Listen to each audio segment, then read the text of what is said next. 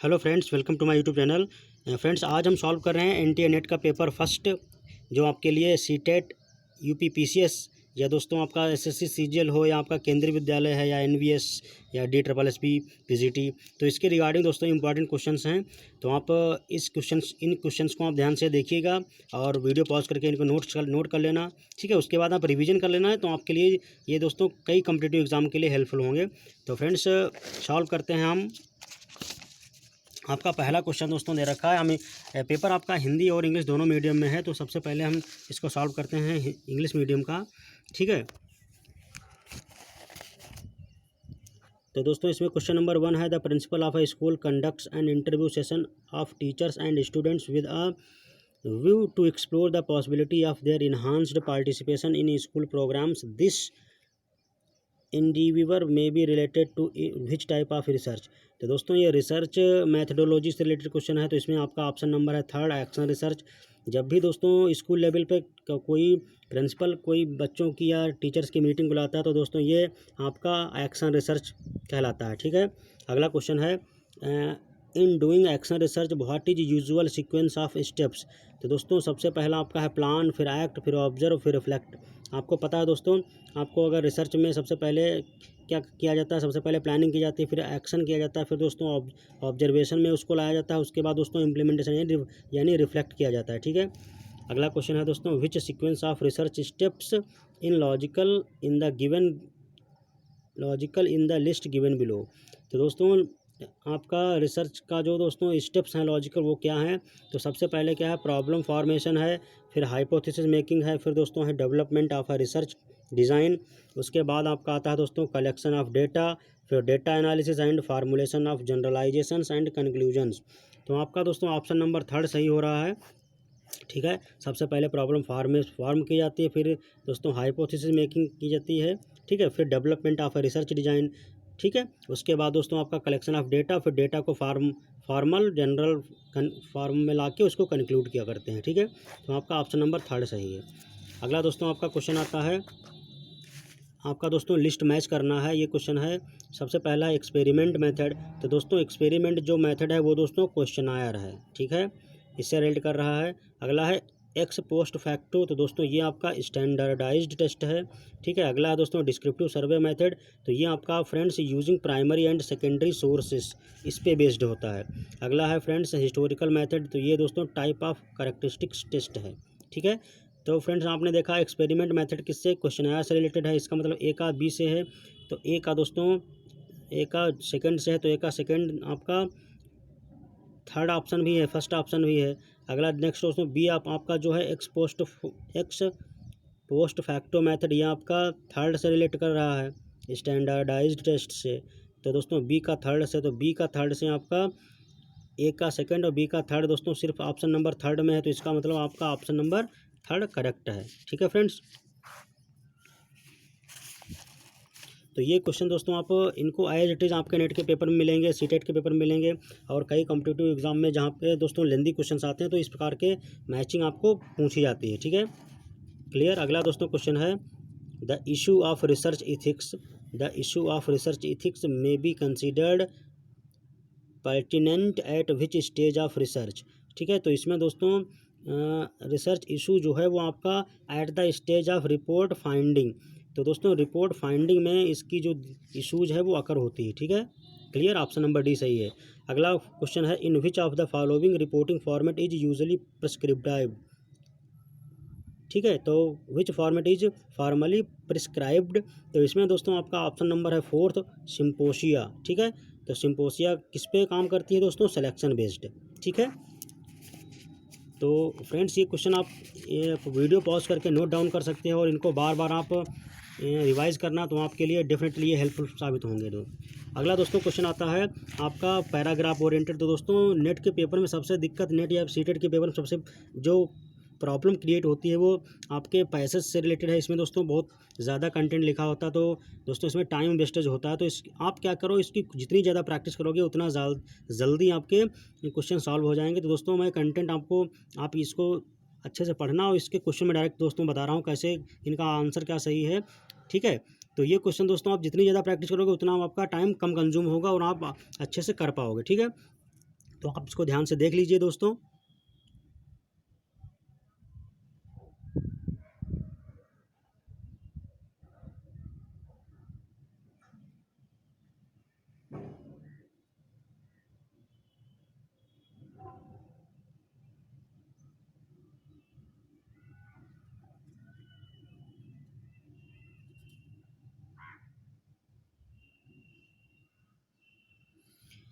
तो फ्रेंड्स पहला क्वेश्चन है, what was the impact of the last great war on Indian literature.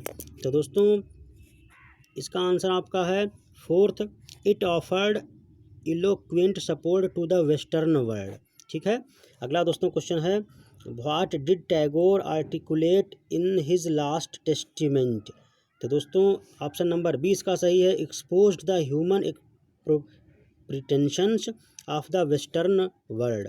ठीक है।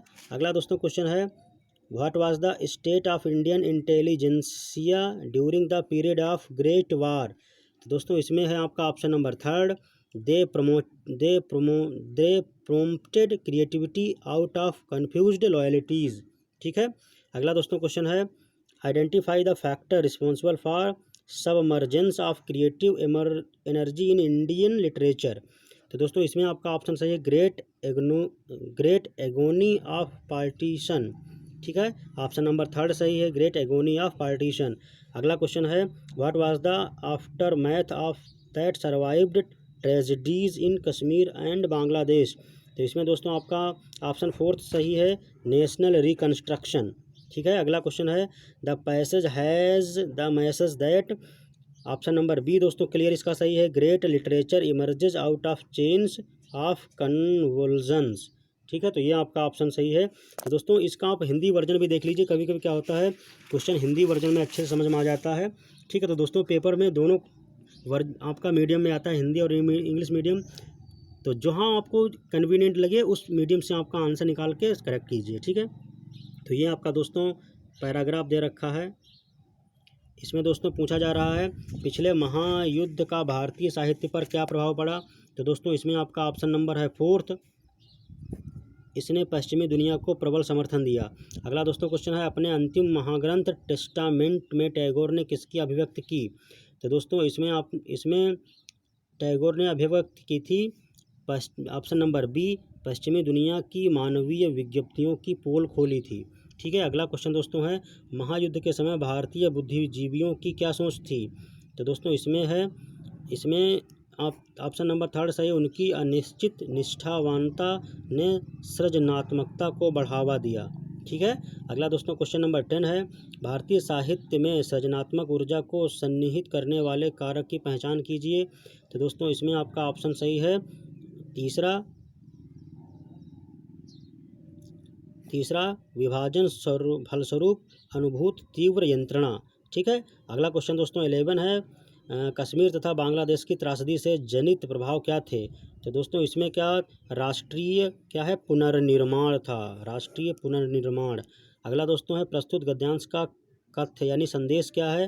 तो दोस्तों इसका संदेश ये है, option number B, option number 2, संक्षोभ श्रृंखलाओं से महान साहित्य का अभ्युदय होता है। ठीक है। ऑप्शन नंबर 2 सही है। ठीक है फ्रेंड्स।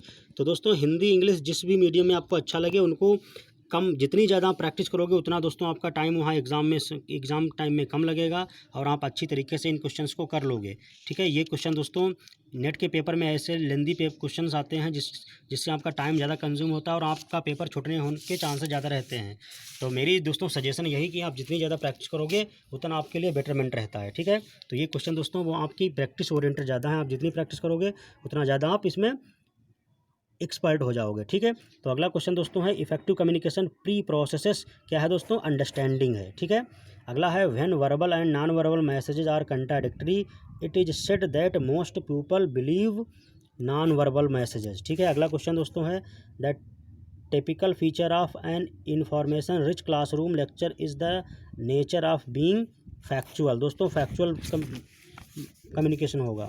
ठीक है। अगला है, expressive communication is driven by encoder decoder contract. ठीक है। अगला दोस्तों क्वेश्चन है, positive classroom communication lead to persuasion. ठीक है। अगला दोस्तों क्वेश्चन है classroom communication is the basis of society identity. तो दोस्तों क्लासरूम कम्युनिकेशन किसका बेसिस है? सोशल आइडेंटिटी का। ठीक है। नेक्स्ट दोस्तों आपका क्वेश्चन है द मिसिंग टर्म आपको बताना है दोस्तों। तो आपको पता है 1 का क्यूब दोस्तों 1 होता है, 2 फिर दोस्तों दूसरे का क्या किया स्क्वायर किया, फिर 2 का स्क्वायर 4 होता है, फिर दोस्तों 3 का क्यूब किया 27 हुआ, फिर दोस्तों 4 का दोस्तों स्क्वायर किया 16 हुआ, फिर 5 का क्यूब होगा, यानी 1 3 5 इनका सबका क्यूब हो रहा है। अब दूसरे अब 4 16 और 36 ये आपका स्क्वायर है। तो दोस्तों अगला यहाँ पे टर्म कितना आएगा 155। 5 का क्यूब कितना होता है 125। ठीक है। तो दोस्तों आपका ऑप्शन सही है, ऑप्शन नंबर सही है तीसरा। ठीक है। 5 का क्यूब कितना होता है दोस्तों 125। क्लियर। अगला दोस्तों क्वेश्चन कह रहा है आपका नेक्स्ट टर्म मिसिंग क्या होगा। तो दोस्तों आपका दे रखा है YEBWFD UHGSKI। तो दोस्तों कह रहा है कि नेक्स्ट आपका टर्म क्या होगा। ठीक है। तो आपको पता हो दोस्तों, यहाँ से ध्यान से देखिए, वाई में 2 मैंने 2 सब्ट्रैक्ट किया तो दोस्तों W आया, WXY। फिर दोस्तों UVWSTU। तो दोस्तों यहाँ पे अगला वर्ड क्या आएगा आपका, अगला वर्ड आएगा QRS। समझ गए क्यू। तो इसका मतलब दोस्तों पहला ऑप्शन और फोर्थ ऑप्शन आपका गलत हो गया। ऑप्शन नंबर 2 और 3 की चांसेस ज़्यादा है। उसके बाद दोस्तों आप देखो EF, यहाँ पे E है, यहाँ पे F है दोस्तों अगला वाला। ठीक। एक यहाँ पे F के बाद GHIJK,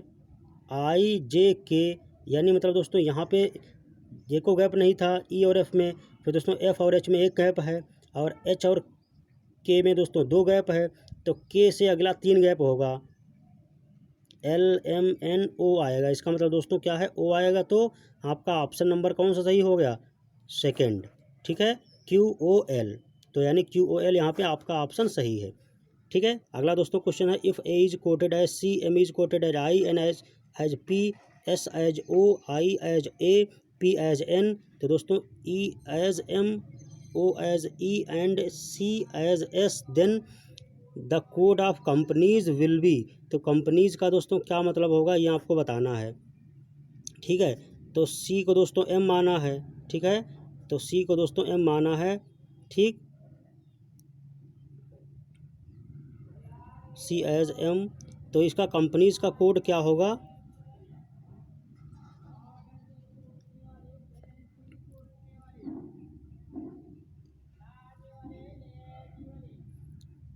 तो आप इस तरीके से देखिए, S का मतलब देखो क्या है दोस्तों O। देखिए दोस्तों S एज O, तो लास्ट में S है, S का मतलब O, तो दोस्तों कहाँ पे दे रखा है, यही बस ऑप्शन दे रखा है, यानी आपका ऑप्शन नंबर 4 सही है। ठीक है। अगला है among the following identify the continuous type of data. तो दोस्तों इसमें क्या है, weight of students in the class, ये कंटिन्यूस डेटा है। ठीक है। अगला दोस्तों क्वेश्चन आपका है दोस्तों जो न्यूमेरिकल एबिलिटी के क्वेश्चन हैं वो हम आपको सेपरेट वीडियो में सॉल्व करेंगे। अभी दोस्तों आपके हिस्ट्री, रीजनिंग और दोस्तों आपके जो पीपल एंड इन्वायरमेंट, और ये दोस्तों आपके क्वेश्चन आ रहे हैं जो जीके पे, वो क्वेश्चन सॉल्व कर रहे हैं बस, और टीचिंग मैथडोलॉजी पे। न्यूमेरिकल एबिलिटी के क्वेश्चन दोस्तों सेपरेट वीडियो में सॉल्व करेंगे। ठीक है। Out of 4 cities given below, 3 are like in some manner while the 4th one is different, identify the odd. तो दोस्तों आप देख लो, पटना, इलाहाबाद, ऋषिकेश सभी में गंगा बहती है, लखनऊ से गंगा नहीं बहती, गोमती बहती है। तो दोस्तों cities in which river Ganga flows except Lucknow. तो दोस्तों आपका ऑप्शन सही है लखनऊ A। ठीक है। अब दोस्तों क्या कह रहा है, करेक्टरिस्टिक ऑफ रीजनिंग। ठीक है। तो डिडक्टिव रीजनिंग की दोस्तों करेक्टरिस्टिक क्या है, the conclusion must be based on observation and experiment. ठीक है। तो ये आपका ऑप्शन सही है। अगला दोस्तों क्वेश्चन आपका दे रखा है if two standard form categoric proposition will be same subject and predicate are related in such manner that if one is undetermined the other must be undetermined, what is their relation। तो दोस्तों इसको contradictory बोलते हैं। ठीक है। अगला question है दोस्तों इंपॉर्टेंट क्वेश्चन है, ये एनालॉजी पे क्वेश्चन जरूर आता है। men and women have men and women may have different reproductive strategies but neither can be considered inferior or superior to the other। Any more than a bird's wing can be considered superior और inferior to a fish fin, what type of argument it. तो दोस्तों इसको analogy बोलते हैं, ठीक है, इसको analogy बोलते हैं, सादृश, ठीक है, सादृश्य परक, ठीक है। यहाँ पे एनालॉगी कंपेरिजन किया जाए तो दोस्तों ये एनालॉजिकल वर्ड होता है। Among the following propositions two are related in such a way that they can be both be true but can not be false. तो दोस्तों इसमें आपको प्रपोजिशन बताना है, तो इसमें प्रपोजिशन आपका सही है, एवरी स्टूडेंट इज अटेंटिव और स्टूडेंट्स आर नेवर अटेंटिव। तो दोस्तों ये आपका एक दूसरे के कंट्राडिक्टरी हैं, तो आपका ऑप्शन नंबर सही है second, A and C statement को जो सही करने वाला ऑप्शन है वो सही है। अगला क्वेश्चन दोस्तों है आपका, ये भी प्रपोजिशन ओरिएंटेड दोस्तों, प्रीमिसेस दे रखी हैं, प्रीमिसेस आपकी दे रखी है, अनटचेबिलिटी इज अ कर्ज। आपका अगला स्टेटमेंट दे रखा, all hot pens are untouchable. तो दोस्तों कंक्लूजन है, all hot pens are curse, some untouchable things are hot pens, all curses are untouchability, some curses are untouchability. दोस्तों आपका ऑप्शन नंबर दे रखा 1 एंड सेकंड, फर्स्ट और सेकंड दोस्तों आपका ऑप्शन सही है, यानी फर्स्ट और सेकंड आपका दोस्तों स्टेटमेंट सही, इसका मतलब ऑप्शन नंबर 1 सही है, ठीक है फ्रेंड्स। अगला क्वेश्चन है, if the student not but the brave wins the race is false. दोस्तों none but the brave wins race, ये स्टेटमेंट अगर फॉल्स हो तो दोस्तों आप स्टेटमेंट आपको बताना है कि कौन सा सही है। All brave persons win the race, some persons who win the race are not brave, some persons who win the race are brave, no person who wins the race is brave. तो ये दोस्तों आपका option 4 सही है, ठीक है friends. अगला दोस्तों क्वेश्चन आपका दे रखा है डेटा इंटरप्रिटेशन पे। तो दोस्तों डेटा इंटरप्रिटेशन के क्वेश्चन हम बाद में सॉल्व करेंगे, ठीक है। अगला दोस्तों क्वेश्चन आपका है, read the two statement, information and communication technology is considered as a subset of information technology. और दूसरा दोस्तों दे रखा, the right use of piece of software is termed as copyright. तो इसमें से दोस्तों दोनों आपके सही ऑप्शन है, ए और बी, ठीक है। अगला क्वेश्चन दोस्तों है, कह रहा कि कंप्यूटर की मेमोरी को हाईएस्ट टू लोएस्ट स्पीड में बताइए। तो दोस्तों सीपीयू रजिस्टर की हाईएस्ट स्पीड होती है, फिर कैच मेमोरी, फिर मेन मेमोरी यानी रैम, फिर सेकेंडरी स्टोरेज, ठीक है। आप देख सकते हो दोस्तों सीपीयू रजिस्टर की स्पीड ज़्यादा है, फिर कैच मेमोरी, फिर मेन मेमोरी यानी रैम की, फिर हार्ड डिस्क आपकी जो सेकेंडरी स्टोरेज है उसकी स्पीड होती है। तो आपका ऑप्शन नंबर 3 सही है यहाँ पे। नेक्स्ट क्वेश्चन आपका दोस्तों है, आईसीटी से रिलेटेड क्वेश्चंस हैं। तो which of the following characteristic of web 2.0 application, दोस्तों इंपॉर्टेंट क्वेश्चन है। तो web 2.0 applications are focused on the ability for the people to collaborate and share information online, ठीक, ऑप्शन नंबर 2 सही है। अगला क्वेश्चन है दोस्तों, with regard to a word processing software the process of combining static information in publication together with variable information in a data source to create an one merged publication is called, दोस्तों इसको mail merge बोलते हैं, ठीक है। दोस्तों DVD की full form पूछी जा रही है, तो डीवीडी की फुल फॉर्म होती है डिजिटल वर्साटाइल डिस्क, ठीक है, ऑप्शन नंबर 3 सही है। और दोस्तों एक डीवीडी में 4.7 गीगाबाइट डेटा स्टोर होता है, ठीक है फ्रेंड्स। तो दोस्तों आशा करता हूं कि आपको मेरे द्वारा बताए गए क्वेश्चन हेल्पफुल हो रहे होंगे, दोस्तों आपको समझ में आ रहे हैं। अगर दोस्तों वीडियो अच्छे लग रहे हैं तो प्लीज़ लाइक कीजिए और फ्रेंड्स को शेयर कर देना।